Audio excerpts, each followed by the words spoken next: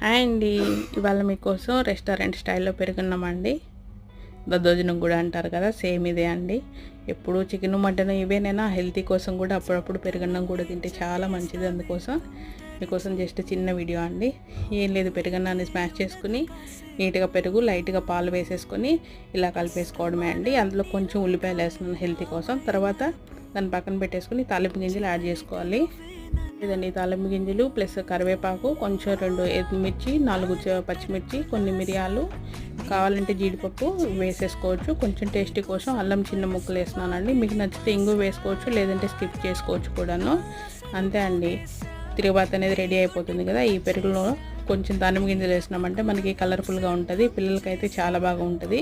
Same restaurant స్టైల్లోనే ఉంటుందండి. కొంచెం కొత్తిమీర వేసేసుకుని గార్నిష్ చేసుకుని ఏదైనా టేస్టీ కోసం ఊరగాయ వేసుకొని కలుపుకొని తింటే ఎక్సలెంట్ అండి.